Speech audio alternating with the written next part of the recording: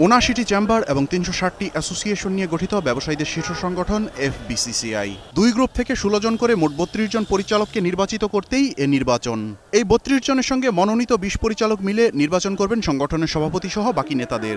তাই তো এ নির্বাচন নিয়ে উৎসাহের শেষ নেই ভোটার ও প্রার্থীদের। নির্বাচনটা মনে করেন এটা আমাদের জেনারেল বডির, মনে করেন এটা একটা ঈদ, এবং এই ঈদের জন্য আমরা অনেক দিন ধরে অপেক্ষা করি।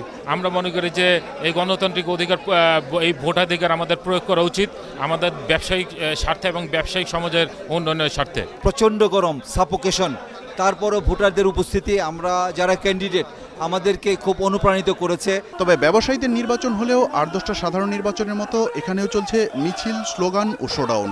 আচরণবিধিতে নিষেধ করা হলেও অতি উৎসাহের কারণেই এমনটা হচ্ছে বলে মত দুই সভাপতি প্রার্থীর। যদি কেউ স্লোগান দেয় নির্বাচন কমিশনকে দেখতে হবে, তা যদি কিছু না বলে তার মানে তারা রাজি আছে স্লোগান হোক।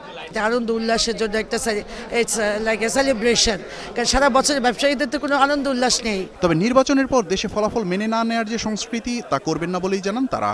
নির্বাচনের হার জিত থাকবেই এবং এটা মেনে নেব না কেন, মেনে নেওয়া উচিত। এখানে বলা হচ্ছে আমার প্রতিপক্ষ ভালো কিন্তু আমি তার চেয়েও ভালো, আমার প্রতিপক্ষ কাজ করতে পারে ভালো কিন্তু আমি তার চেয়ে অনেক উত্তম কাজ করতে পারি। অন্যদিকে নির্বাচন বোর্ড বলছে এফবিসিসিআই নির্বাচন নিয়ে কখনো প্রশ্ন ওঠেনি।